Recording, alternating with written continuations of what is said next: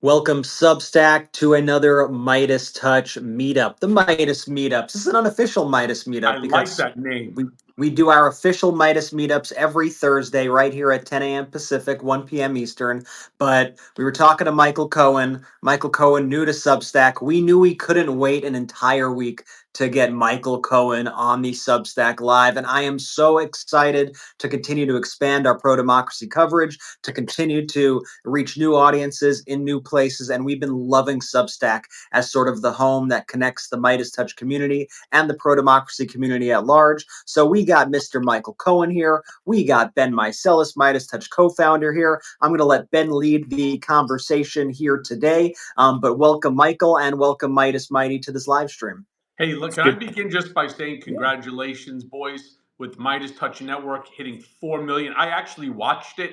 I was waiting because we were about 2,000 shy by the time, or 1,900 shy by the time we finished our live political beatdown that Ben and I do every Tuesday and Thursday. And I just stayed following. And like within, I would say about an hour 15, you hit that 4 million number. I was going to call, but you know what? It got a little late for me. But congratulations. It's a Thank you, massive, Michael. And, by and the for way, it's those a who massive milestone because what it really means is that the community is so large now that come 2026, if things continue in the direction that they're going, MeidasTouch Network and all of its affiliates, like our political beatdown or Mea Culpa, will have an instrumental role in changing the outcome.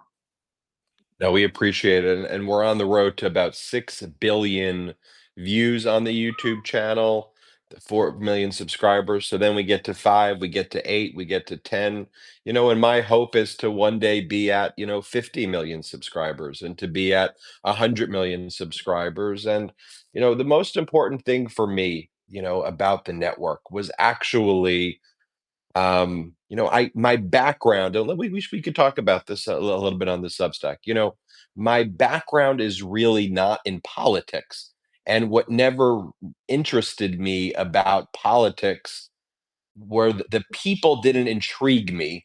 So when I would watch corporate media and they would make politics out to be a horse race between this politician and that politician and almost treat it like it's the Yankees versus the Red Sox, that never really appealed to me and actually made me not like politics after law school and to kind of look away from it. And all the politics kind of grossed me out. When I got back into it, I wasn't sure, when you step into politics, like, do you have to cover it like this, or can you do it differently?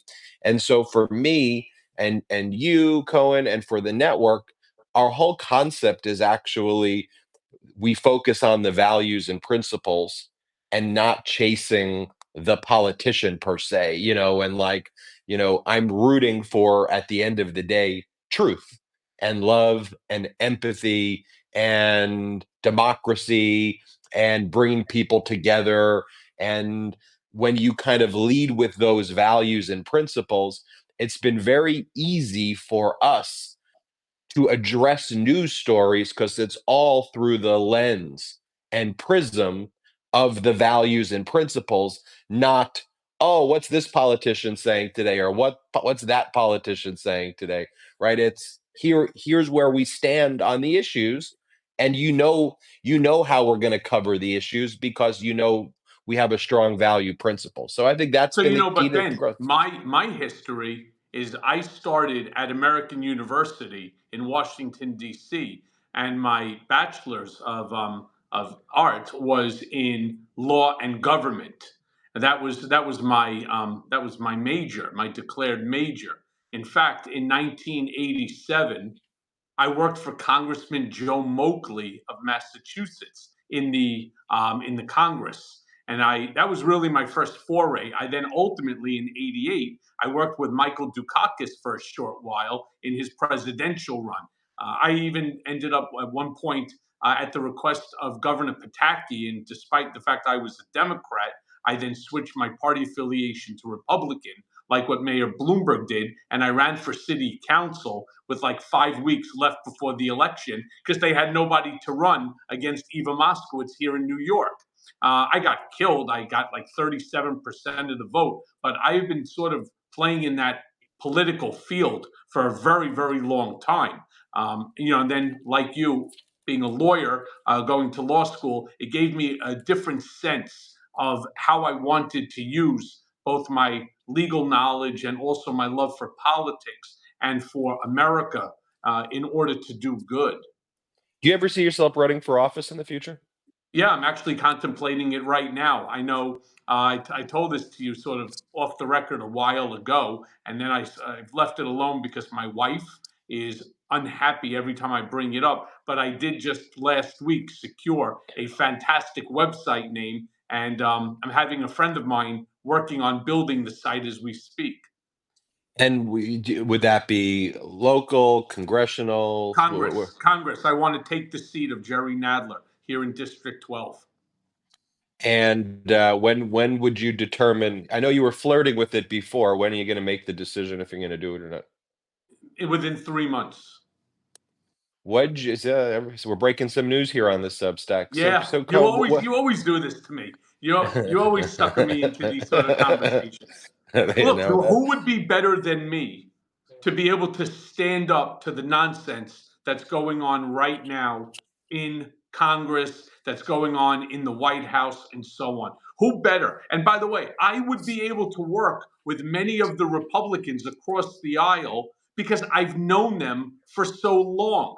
I knew them before, Trump was President 45, and I still know many of them while he's President 47. And I would probably still be able to have a normal conversation with Trump if, in fact, I was in that position, because I'm not opposed to some of the policies that he's trying to put forth, like redoing our immigration. I believe our immigration system is broken. I just don't like the way he's rolling it out. It's not the message that's wrong, it's really the messenger and how people are pushing him. You don't have to be cruel.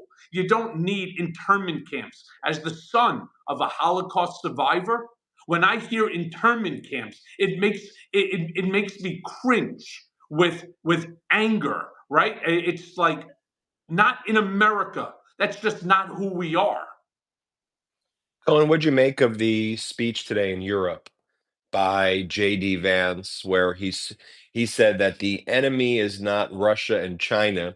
He said the enemy is within, and he referred to the enemy as being UK. He attacked the UK. He attacked lots of European nations and basically blamed them for I don't know, but it was an attack on Well, them I was going at to ask the you the same thing. Blame them for what? For Russia invading Ukraine? For China wanting to invade Taiwan? For North Korea shooting off rockets?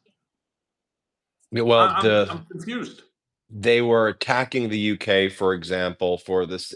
They were bringing their American rhetoric to Europe and basically saying, well, when UK, you know, would stop people who were attacking women's reproductive rights, that was a violation of people's free speech and that they're censoring. It's the typical Viktor Orban playbook, and so it basically sounded and looked a little. He looks a little bit like Orban, JD Vance, weird looking dude.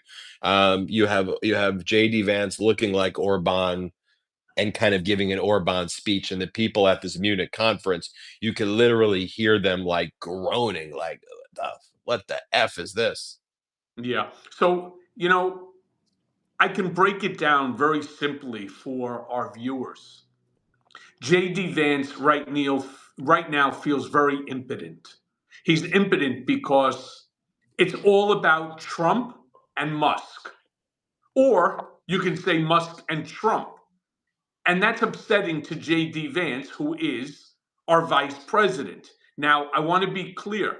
He is not permitted to make any statements that do not fall within the bullet points, the talking points coming out of Trump's administration and the White House. So, what do? They send out every single day, or if you're going to be going out, like, for example, to this conference in Munich, They provide him with talking points, and he must stay on those talking points. So how he ends up, how he ends up saying it, that he certainly has some leeway over. But the talking points all have to be pro-Trump, anti-abortion. It has to be anti-LGBTQ. It has to be pro-Putin. It has to be pro-China. It has to be pro whatever it is that Donald Trump is talking about. And he just needs to fit it into his rhetoric so that he stays on message. And God forbid that J.D. Vance does not stay on message, we may actually see a scenario where the president of the United States fires, even though you can't because he's elected, but fires the vice president and asks him to step down. They are not doing a good job staying on message, though. I mean, I don't know what their message, uh, major diplomatic gaffes that could start wars are happening on a daily basis of Trump saying, look, we are meeting with the Russian delegation in Munich. Then Russia says, we're not meeting with you. We're not sending a delegation there. You have JD Vance suggesting that American troops will be in Ukraine. He said something to the Wall Street Journal that if you read it, even the Wall Street Journal writers took it as basically saying that you're saying you want American troops in Ukraine with all options on the table. And then JD Vance's, PR guy comes in and goes, "That's not what he said. Fake news." I was like, I don't know. It kind of sounds like what you said. So you went from basically saying that you want Russia to join the G8, then American boots on the ground in Ukraine, then not American boots on the ground in Ukraine. It is they're incompetent too. Like I often say, their corruption is matched by their incompetence. Though, what do you like Cohen? Isn't there a deadline that they gave where they're going to level Gaza more tomorrow or something? Well, again, what Trump had said is that if the hostages are not released by noon on Saturday, which again, we talked about this on Political Beatdown, of all the days of the week to have the hostages returned, assuming that Hamas is actually listening to Trump or cares what he has to say, why would you do it on the holy day for Jews, the Sabbath? It just doesn't make sense. You could have done it Friday at noon. You could do it Sunday. You could do it Monday, Tuesday, Wednesday. Why on the Sabbath? It's because he truly does not understand. He doesn't understand religion. He doesn't care. Not his own, not anybody's.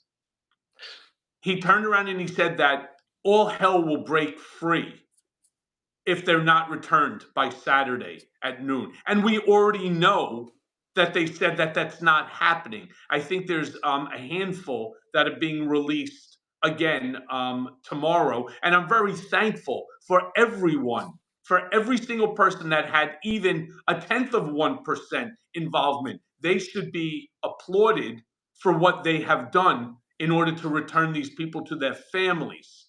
All right. But when you make an overt threat like that, if you don't follow through with it, well, what happens the next time you make a threat? They Yeah. turn around and they're like, yeah, sure. You mean just like last time? And it's not just with Hamas. It has to do with all of these terrorist organizations or any country that's doing some negotiation with this administration. You lose credibility.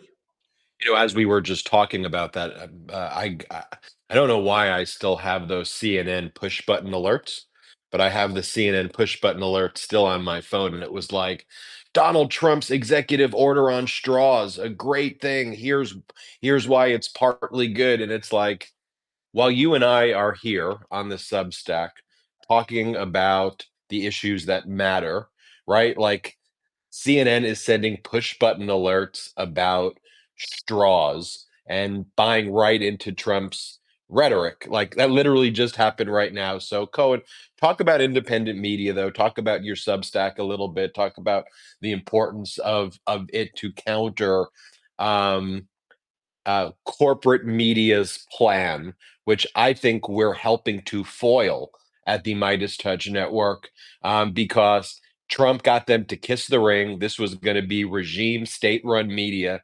And they couldn't have even thought in their wildest imaginations that people like us recording from their living rooms would get more viewers than them on a daily basis. And people would come to us, they were arrogant. These were some cocky folks Well, who thought that. quite frankly, Ben, you're a nasty guy. All right, and nobody believes anything that you're saying because there's nothing bigger and more important right now than plastic straws. You see, you just don't understand, and that's because you fake news. All right, there's nothing bigger than straws. You should be drinking with a straw right now. I should be drinking with a plastic straw. I should have plastic straws, plastic everything, right? That should be that's the way I could show I'm a true patriot. Plastic everything. Made in the Um, USA. Good old plastic, made in the USA. Look, I started Substack for several reasons. One, you and I had spoken about it earlier on. And then I was with Jim Acosta the other day, and he was telling me that I want you to come on my Substack. And I was like, you know what? My buddy Ben is constantly talking to me about that. And so he goes, what you should do is you should start putting out, and every day now I put out articles. I just, when I'm sitting there and I'm just sketching out something or I'm watching something on television and it reminds me of something that took place when I was involved with my decade and a half of Trump, it's important that people understand and acknowledge that history repeats itself, especially bad stuff like what's going on right now. And I just wrote it in my Substack about the quid pro quo that New York, SDNY, says no to Adams' quid pro quo, where I'm offended. And I happen to know Mayor Adams, and as a person, he happens to be a nice guy. But I don't care for this quid pro quo where they're going to drop legitimate cases against him simply because the DOJ is directing them to do it. And I say when Mayor Adams turns around and talks about this, I was the litmus test.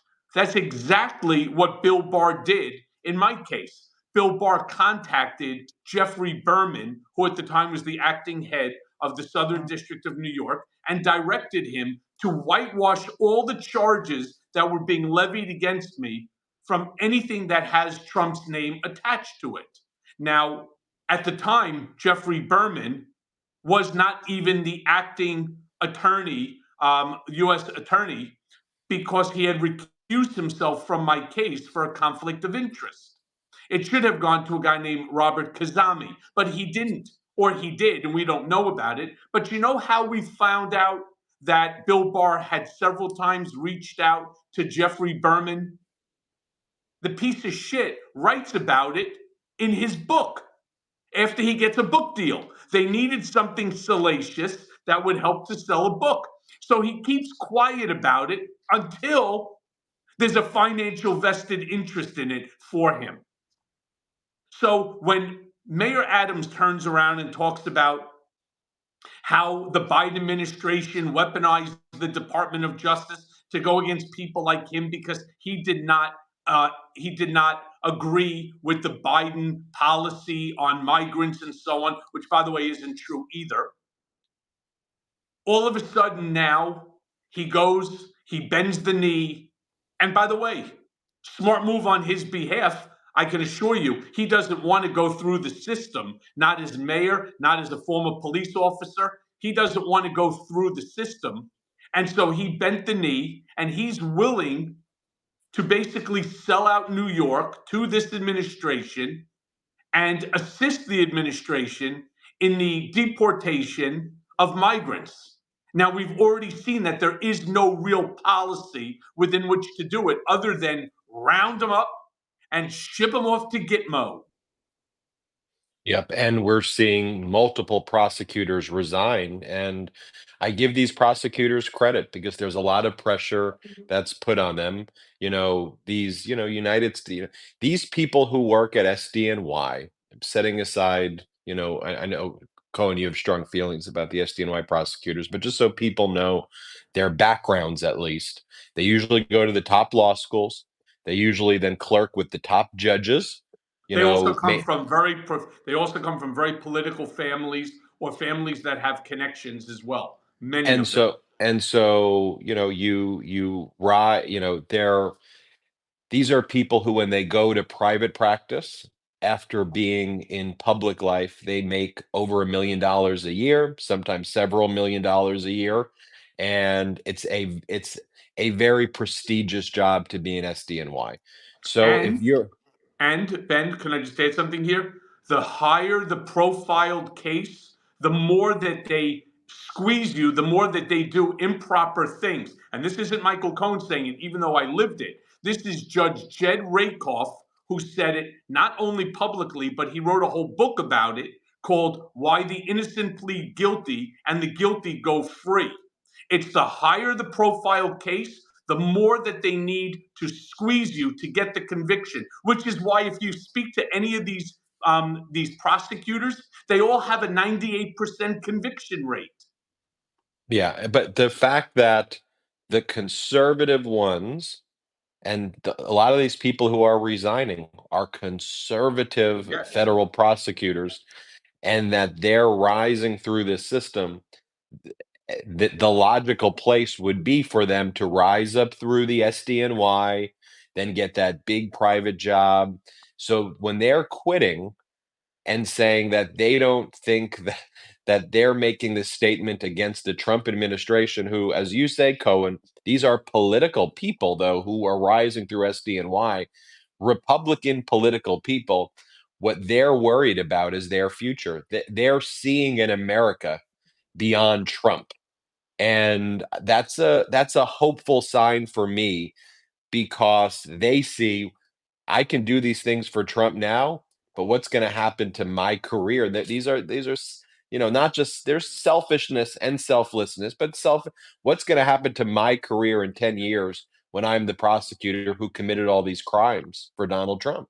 And Mm-hmm. that's part, I think they're doing it for good reasons too. And they took an oath, but the selfish reason almost gives me as much hope that even people within Trump's camp see the Trump years as being a stain on the country.